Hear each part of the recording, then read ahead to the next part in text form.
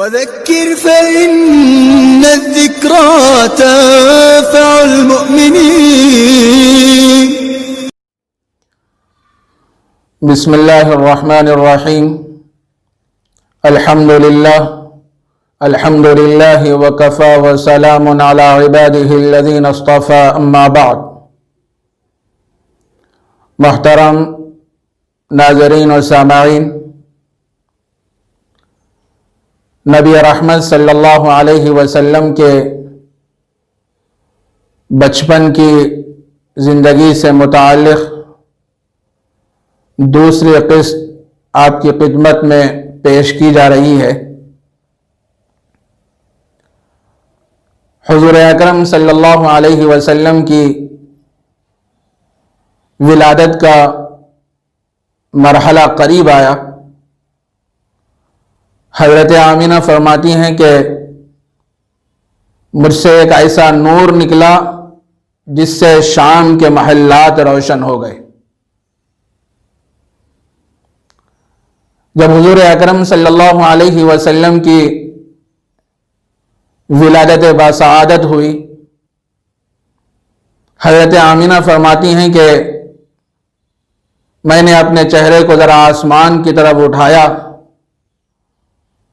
تو آسمانوں سے ایک عجیب و غریب آواز کو میں نے محسوس کیا، مجھے سنائی دی۔ پرندوں کے پھڑپھڑانے اور لوگوں کی آوازیں مجھے سنائی دی،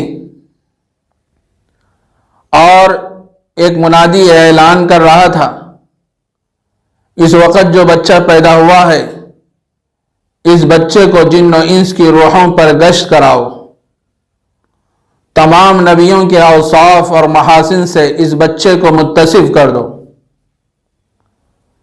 تمام علماء کا اس بات پر اتفاق ہے، دنیا میں جتنے انبیاء کرام علیہم السلام تشریف لائے، ہر نبی کو اللہ نے جو کمالات، معجزے، محاسن اور خوبیاں عطا فرمائیں، وہ سارے کے سارے کمالات اللہ تعالیٰ سیدنا حضرت محمد الرسول اللہ صلی اللہ علیہ وسلم کو عطا فرمائے۔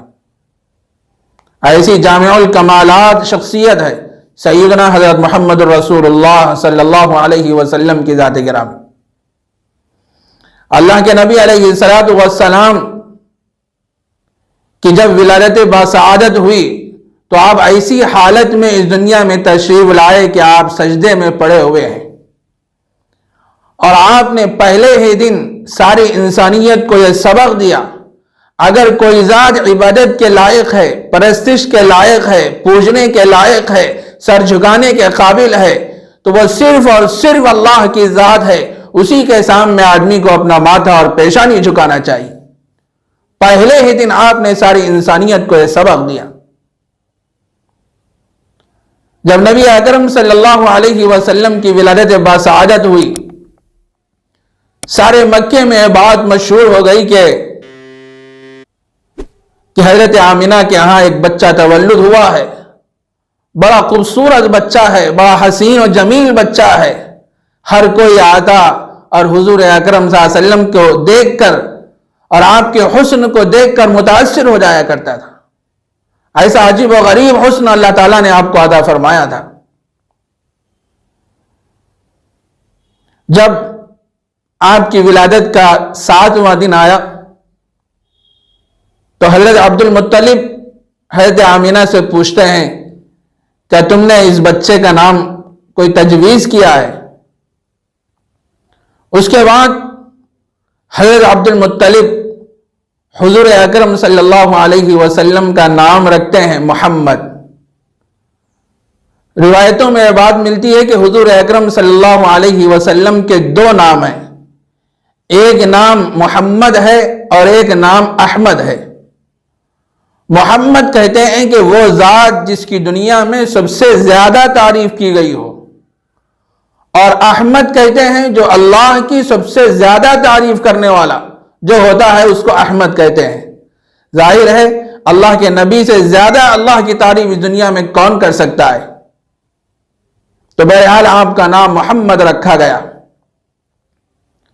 اس زمانے میں دستور ایسا تھا کہ قبائل عرب سے عورتوں کا قافلہ سال میں 2 مرتبہ مکہ مکرمہ کو آیا کرتا تھا اور کھاتے پیتے گھرانوں سے شیرخوار بچوں کو لے جایا کرتا تھا۔ عرب کے اس دستور کے مطابق قبائل عرب سے عورتوں کا ایک قافلہ نکلا، جس میں ایک خوش نصیب خاتون حضرت حلیمہ سعدیہ بھی تھی۔ وہ خود فرماتی ہیں کہ میں اپنے شوہر کے ساتھ ایک لاغر اونٹنی پہ سوار ہو کر نکلی۔ میری اونٹنی کی حالت تو ایسی تھی کہ ایک قدم بھی چل نہیں پاتی تھی، ایک قطرہ تک دودھ نہیں دیتی تھی، اور میری سہیلیوں کی جو سواریاں تھیں بڑی برق رفتار تھی، تیز رفتار تھی، وہ سب سے پہلے مکہ مکرمہ کو پہنچی اور کھاتے پیتے گھرانوں سے شیرخوار بچوں کو لے کر چلی گئیں۔ اب میں سب سے آخر میں پہنچی، چونکہ میری اونٹنی بڑی کمزور اور لاغر تھی اور صحیح معنی میں چل بھی نہیں پاتی تھی۔ سب سے آخر میں پہنچی تو کیا دیکھتی ہوں کہ مکے میں کوئی بچہ ہے ہی نہیں۔ بڑا افسوس ہوا کہ اتنا دور دراز کا سفر کر کے مکہ مکرمہ پہنچی، لیکن یہاں مکے میں کوئی بچہ ہے ہی نہیں، آخر کس کو لیا جائے؟ معلوم ہوتا ہے کہ مکے میں صرف ایک بچہ ہے، وہ بھی یتیم ہے۔ تو دل میں خیال آیا، اس بچے کی خدمت کروں گی تو مجھے کیا ملے گا، چونکہ اس کے والد نہیں ہیں۔